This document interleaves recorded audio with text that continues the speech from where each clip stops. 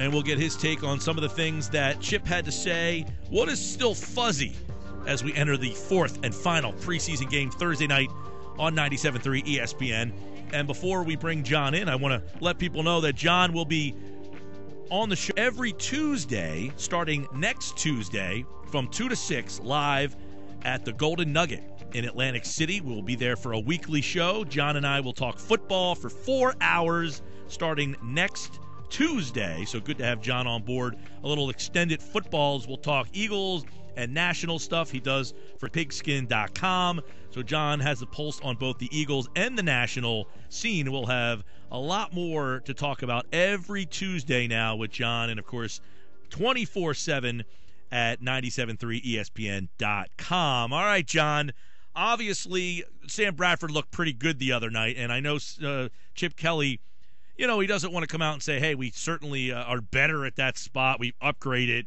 But you saw him Saturday night. I said in the past, Foles was a nice player, but I felt he held this team back offensively with his skill set.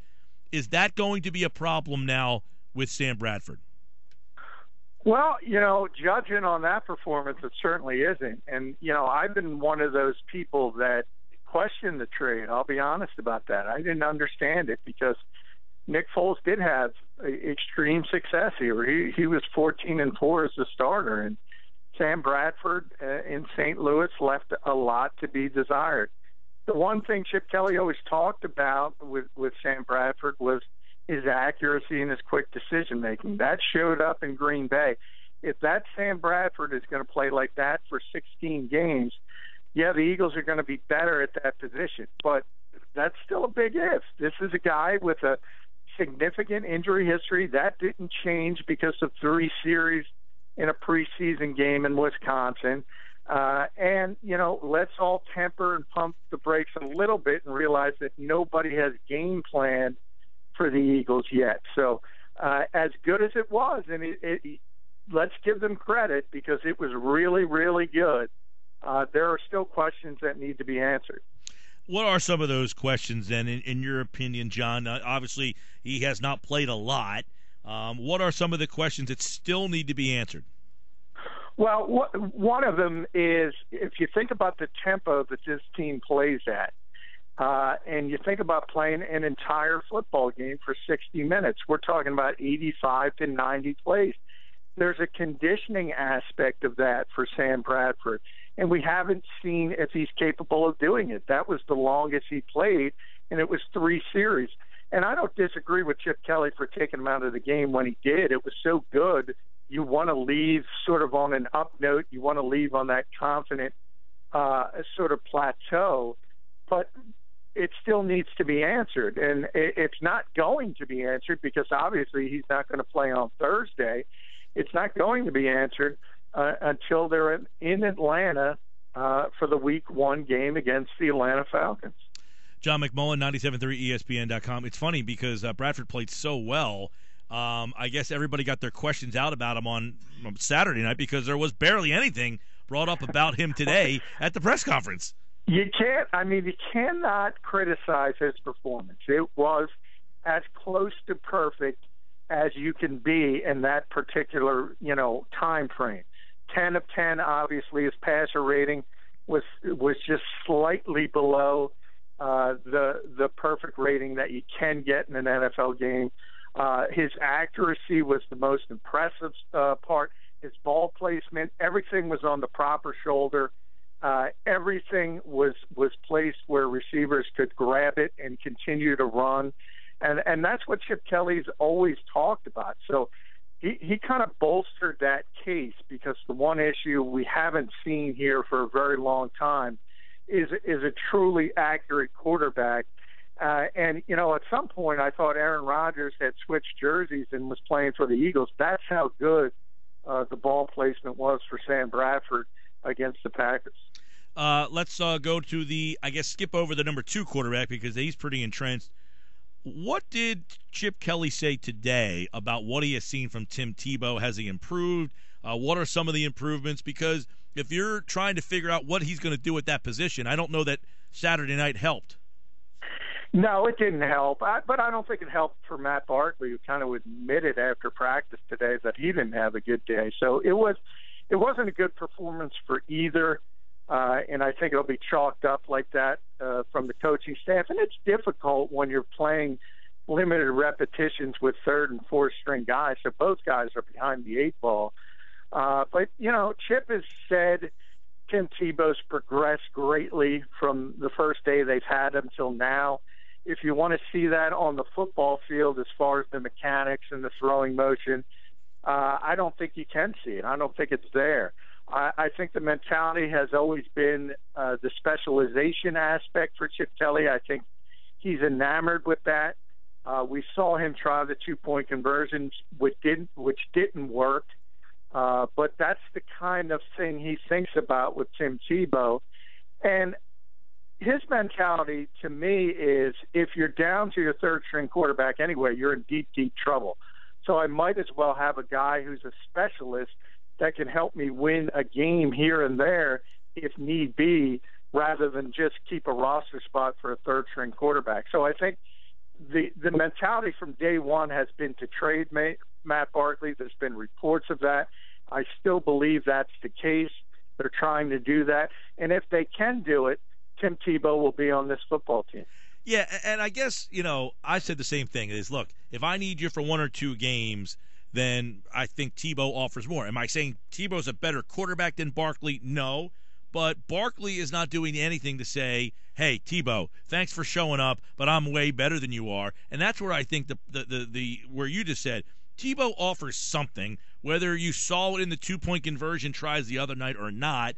They would at least, if they got into a spot where they needed to, felt that he offers more in that spot than Barkley does. And that's where I think Barkley has really hurt himself, in that he hasn't shown anything. And I think you're seeing that nobody wants to call about Barkley because they don't see anything from him either. Yeah, I'm not sure about that. We'll see, because there is a dearth of quarterbacks in this league. And, just today you saw Tyrod Taylor get the starting job in Buffalo. You saw Kirk Cousins get the starting job in Washington. You think about Cleveland's situation with Josh McCown, and now Johnny Manziel's hurt. You think about Houston and Brian Hoyer winning the starting job, and Ryan Mallett walks away from practice one day because he's so upset. So there are teams that could use a backup, and they still might see something from Barkley from his Southern California days, when he was at one time a very high-level prospect until the shoulder injury. And I think he's gotten some of that arm strength back. So I think it is possible they can get a late round, and by late round, I mean 7th-round pick for him, and that's something. And I think it's still possible, probably more likely than not, that they will get that. But we'll just have to wait and see as rosters go down to 53 on Saturday. But I, as far as Tebow goes, I even, sort of clinch it down a little bit more than you do. You say he's better for 1 or 2 games. I don't necessarily agree with that. I think Barkley can go out and win a game for you better than Tebow. I think what Chip sees is if he has to get, for instance, a 2-point conversion in the fourth quarter to win a game, I think he believes Tim Tebow can help him do that better than, obviously, a Matt Barkley. See, this is where I kind of if I look at that Arizona game in the playoffs last year, and they just couldn't move the ball. They were heinous. And I say, if I'm a team and I have to game plan for Matt Barkley, or I don't know what you're giving me from Tebow, I feel like I can catch you off guard for a game or two with Tebow. I can't go long term, but if I can get you from week to week with Tebow just filling in, doing some bubble screens and some things like that, I just haven't seen enough to Barkley to say that if a team game plans for Barkley, that they're just not going to completely lock him down. Well, and that's true in this system, but you remember for this team, if this is a competition in another team on another system, I don't think Tebow's got a shot. Yeah, it's not close, and that's what you're thinking about as far as spinning him off, because he'll fit other people's offenses a lot better than Chip Kelly's, and you might be right as far as Tim Tebow, because then he could break out all the zone read stuff on a particular week, and who knows, maybe Tim Tebow rushes for 120 yards and they win a football game. But as far as the 2-point conversion stuff. I also think, if it's the fourth quarter in New York or Dallas, and you're down, whatever, 2 points, and you need that 2-point conversion, it would be very difficult to use Tim Tebow in that situation and take Sam Bradford off the field. So I'm not sure what Chip is thinking, to be honest, with this whole Tim Tebow experiment, but he likes him as a player. He never criticizes him. He always goes out of his way to sort of deflect things and say, as you mentioned, he's improving. He's a lot better today than he was when we first got him, things like that. And it's clear he just likes him. Maybe part of it's the culture aspect, because he is a hard-working guy, and he is a tremendous locker room guy. Maybe it just boils down to that. Well, and Barkley's not a bad guy either, too. Let's be clear on that before we're trying to compare those two. But I understand exactly what you're saying. But Barkley, if Tim Tebow is thought to be the nicest man or the most charismatic guy you've covered, I would assume Barkley is right up there on the nice guy scale. But that's what this team is, John. You're in that locker room every day. They somehow found 53 guys who were just nice, hardworking guys, it seems like. Yeah, for the most part, I mean, he has done it. He has gotten his guys, so to speak, in the locker room. And everybody, at least now, it's easy when you're rolling up these tremendous numbers in preseason games and everybody's talking about you like you're a Super Bowl contender. If you check the Vegas odds today, the Eagles are down to 10-1, and only the Seahawks, the Colts, and the Packers are ahead of them as far as Super Bowl odds. So the national scene is buying into the Eagles because of this preseason play also. So, this is Chip Kelly's first year as the general manager and the coach, in essence. And so far, it's very early, but everything's worked for him, and the culture aspect is part of it. The wide receiver spot, I thought Aguilar played well the first couple games. He showed something. I thought he struggled a little bit the other night. We've talked a lot about Matthews consistently being in the slot. Through the first 3 games, Riley Cooper hasn't got a lot of targets, and I don't anticipate that changing. Josh Huff hasn't seen a lot of work. It seemed like we were okay with where the receivers were because we liked Aguilar, and Matthews offers a lot. But are we starting to wonder if they have enough there to be, I know they've got talent there, but do they have enough at wide receiver for you? No, I've been concerned about it dating back to the early days of camp. I thought people assumed too much that Aguilar would hit the ground running, and I just think that's very hard to do as a rookie in this league. So you saw kind of the hiccup in Green Bay, and that's going to happen. That's what rookies do in this league. There's not a lot of consistency from week to week. And really, they need to get him up to speed if they want that deep threat that they were missing so much last season without Deshaun Jackson, because he's really the only guy they have that can get over the top. And I'm not sure if he's going to be able to do that, at least early in the season. You mentioned Riley Cooper. He's more of an impact on the running game. There's still a question on whether Zach will be ready for week 1. Darren Sproles is going to be big in the passing game. You saw that. I mean, what this offense is, it's a one-read offense and go. So it's going to be a lot of stuff close to the line of scrimmage, and that's where guys like Sproles, Ertz, when he's back and healthy, and Matthews can dominate. And so far, it's worked to perfection in the preseason. You have to wonder, though, when teams start looking at film and game planning, are they going to start jumping routes and not respecting the deep ball? Because the Eagles rarely do it. And if you look at them on paper, they don't have a legitimate deep threat as a receiver. John McMullen, 97.3 ESPN.com. Go in the trending bar at the top and click on McMullen's camp coverage. Today he has a piece up about the one issue that probably still has not materialized to a concrete answer yet, and that is the nickel corner spot. It looked like a little bit of an issue on Saturday night. Is that going to be an issue for most of the year? I think it is, and Chip kind of admitted to it today, and they haven't made a decision yet, and it's getting very, very late, and obviously the starters aren't going to play against the Jets for the most part. So, right now their plan was to slip Nolan Carroll inside in the nickel and bring Eric Rowe, but he struggled mightily against the Packers. And remember, that wasn't Aaron Rodgers. It was Brett Hundley. So you could imagine if Rodgers was out there, and think about week one. Week one's going to be Matt Ryan, Julio Jones, Roddy White. And if Eric Rowe's out there, you can bet the Atlanta Falcons are going to test him early, test him often, and that's one of the best receiving corps in pro football. So that, to me, is still a work in progress, and it's very concerning. I would almost lean towards the veteran guy. Talked to E.J. Biggers today. I know he's not a big name. He's a journeyman guy. He's been in this league for 7 years, but at least he knows how to play. He's going to be in the right position. Early in the season, I would default to that unless Rowe shows a significant improvement, and really time is running out for that. Let's talk about Kiko Alonso. He obviously did not play, which was a little bit of a surprise the other night. I would anticipate he doesn't play Thursday night, which means it's going to be almost a full calendar year before he's out there playing. And do you anticipate that they just throw him right into the mix, or is he going to have to work himself into playing time? How do you see the Kiko Alonso situation panning out?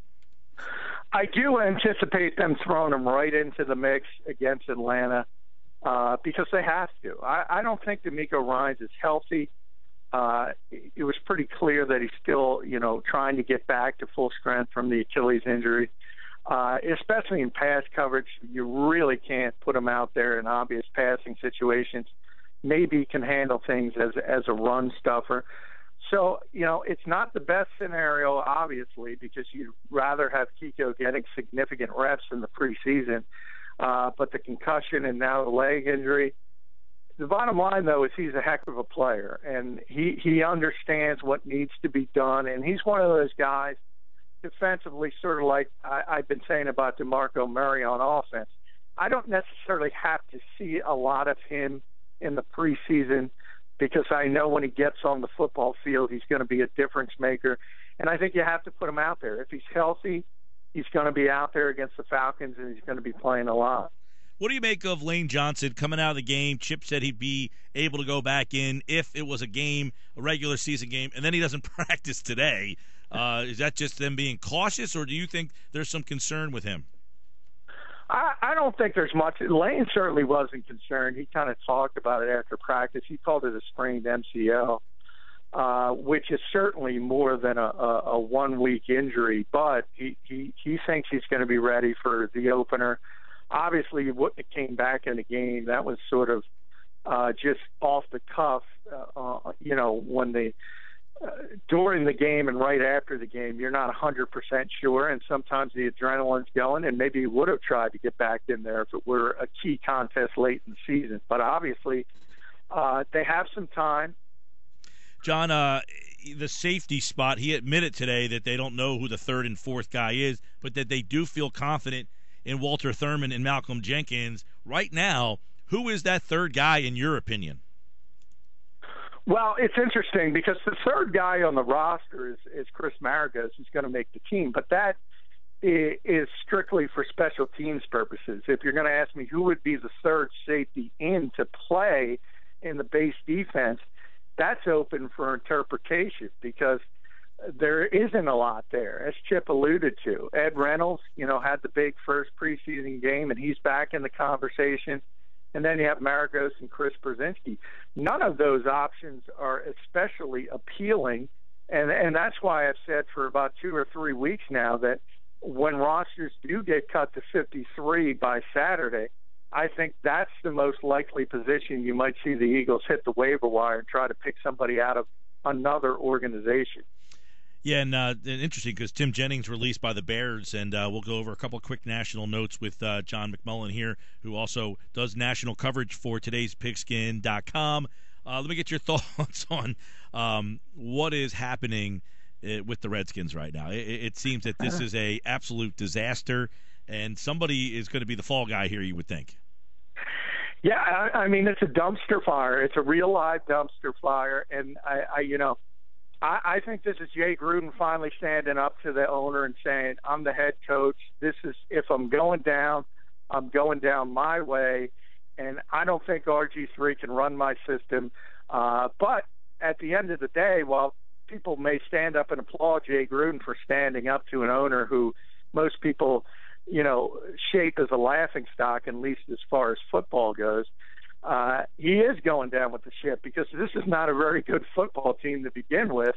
And Kirk Cousins is not going to turn into Tom Brady overnight. So, I think Jay Gruden is in deep, deep trouble. Does that get him around the league? This is where okay, he stands up for himself and he tells the coach, "Look, I'm going with my guy, and if it doesn't work out, you can fire me." Does another team say, "You know what? I like the fact that you stood up for what you believed in," or does another team say, "I don't want you if you're not going to, comply"? Well, I don't think it helps or hinders. It helps. It hinders him as a head coaching candidate. There's no doubt about that because people know it's the worst kept secret in the league that he didn't want RG3 to be the quarterback, dating back certainly to last season, early last season, and he didn't stand up for himself. So you could frame it like that if you wanted, and he doesn't come across as a guy who has handled the position all that well. And there's a huge leap from being a coordinator to a head coach because all of a sudden you have to deal with the media, you have all those outside interests on your time, and some guys just don't handle it well. Part of that is dealing with ownership, and it's difficult. Everybody knows it's difficult to deal with Daniel Snyder, but either way, he's done even worse than other Redskins coaches. So this is a situation where I don't think Jay Gruden will have any problem getting another job as a quarterbacks coach or an offensive coordinator. But this might be it for his head coaching, future, because this has been a disaster. And obviously it doesn't speak well of him in that position. John McMullen with us here, 97.3 ESPN.com, and, of course, today's pigskin for the national stuff. Another national news story that the Bills have confirmed Tyrod Taylor will be their starting quarterback. They traded for Matt Castle. They drafted E.J. Manuel in the first round, and Tyrod Taylor has beaten them out. What does that say in Buffalo? Probably that Rex doesn't know much about the quarterback position, but obviously Rex has the reputation of being a defensive-minded guy, like his dad, and he doesn't care about offense, but he wants a good quarterback. He wants to succeed, and he thinks Taylor gives him the best option. I'm not sure he's wrong. We all know what Matt Castle is, and that's the guy I would have picked because I would have went about it as a game manager, tried to win games, by placing the ball in Shady McCoy's hand and riding the good defense that they put together there. But, Taylor certainly has more mobility. He's played well in the preseason.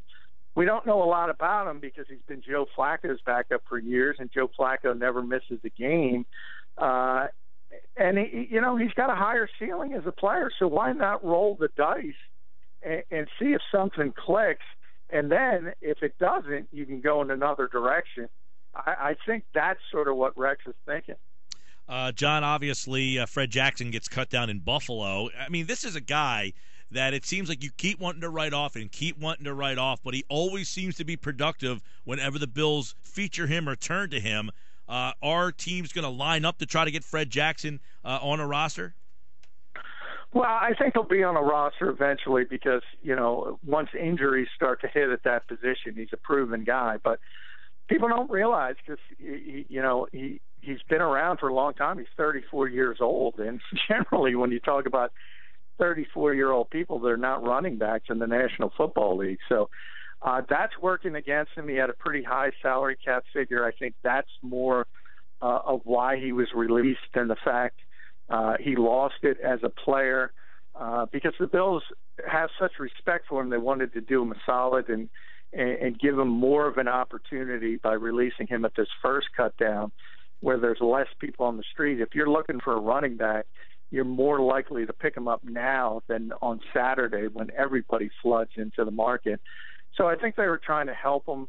But at 34 years old, it's getting close to the end for him. Real quick, back to Philadelphia releasing G.J. Kinney. Do you think that he would have been a factor in the Barkley-Tebow? Does he offer more than those two guys do as a third QB?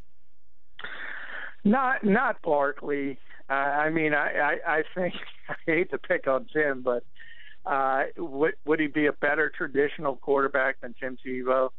He'd have a very good chance. I mean, he's a tremendous athlete, and you could argue he's a better athlete than Tim Tebow, believe it or not. Obviously, he doesn't have that kind of size or strength in the running game, but he's a guy the Eagles always liked, and they tried to make the position switch to give him a better opportunity to at least make the practice squad. But it's tough to learn a new position at this level.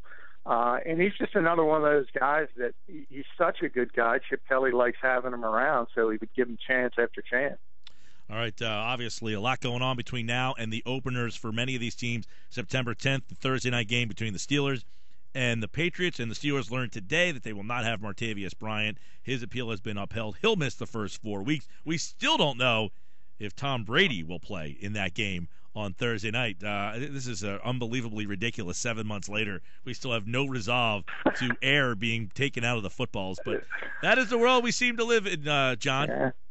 And it's coming this week. Judge Berman said he'll probably rule tomorrow or Wednesday, so at the latest Friday. So it's definitely coming this week, but that only means the losing side appeals. So that judgment is certainly not going to end that case.